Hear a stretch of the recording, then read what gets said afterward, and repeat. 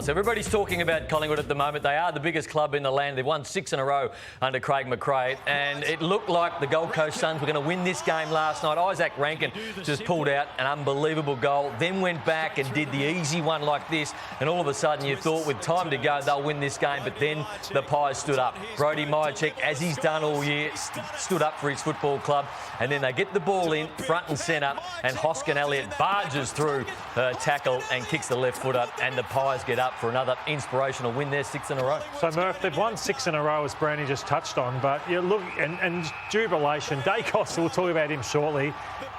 Young kids are normally just happy getting a game. He now wants to be the best player in the game. That's how good he's going as a player, but they've won 6.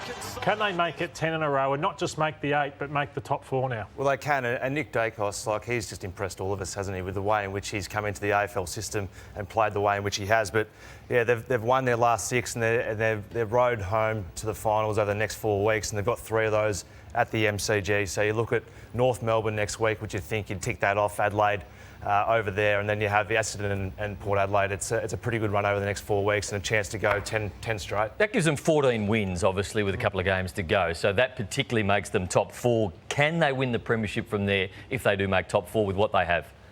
If they get to the top 4, of course they can, but I'm just a little bit worried about their power up forward. They've got some good players up there, but whether or not they can challenge for the flag this year, it'll be a huge effort, and I think we've all been enormously impressed by them so far.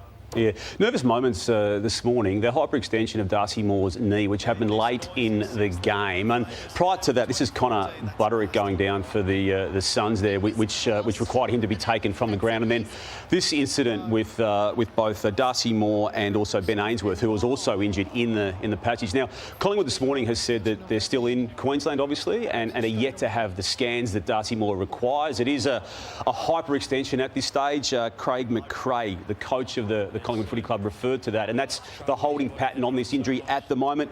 Shuey Jew also spoke post-match. For the second week in a row, his Suns had lost the game by less than a kick. They're costing themselves a finals berth. Yeah, it's a hyperextension. That's the first diagnosis. We'll have to wait for scans in the coming days and work out what that looks like. Again, we started well, first 3 goals. Then we started losing critical contests in the air, which we did all night. Yeah, it's disappointing. We've cost ourselves, clearly, but we have to take responsibility for what we can control, and didn't think we did that well enough. We'll keep checking in with Collingwood during the course of the next couple of hours while we're on air, but the holding pattern is it is a hyperextension at this stage, and they'll wait for the scans. Port Adelaide, the Suns lost to last week by 2 points and 5 points last night.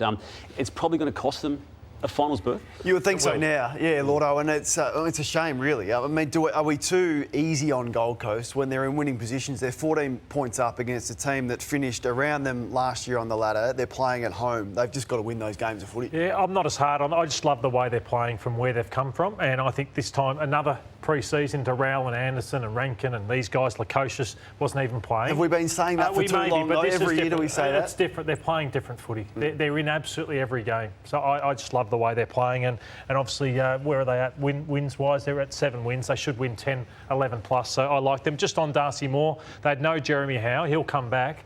But they need, you ask, could they win a premiership? They can't win it without Darcy Moore, because who plays on the Monsters?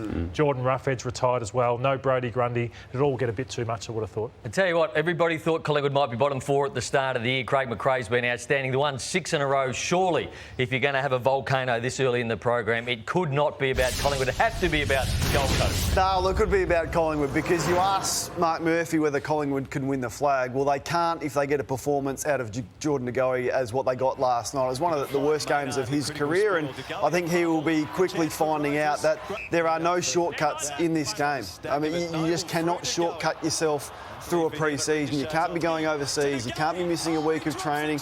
You can't not be preparing yourself like the other elite players do in the competition. And when you compare his performance to players that he should be having an impact on games like Petrarca, a similar type of player, you just look at the impact that man is having. That's what Jordan De Goey should be doing.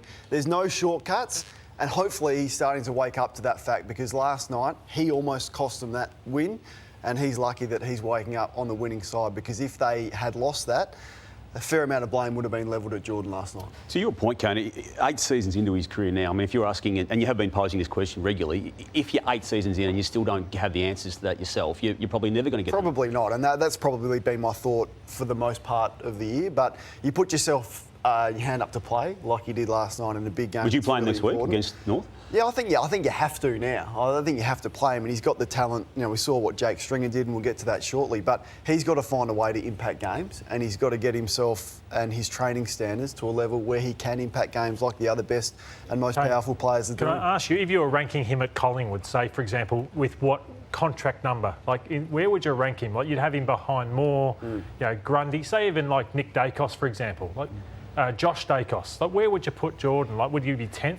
In the pace scale? And that's sort of the dilemma for them, and because his performance doesn't warrant to be paid in the top 5 at Collingwood. I mean, he's been top 5 in the best and fairest once, and that's really all he's done. Should Jack Cripps be paid more money? Cripps absolutely should be paid more money. I mean, Cameron has just signed a new contract.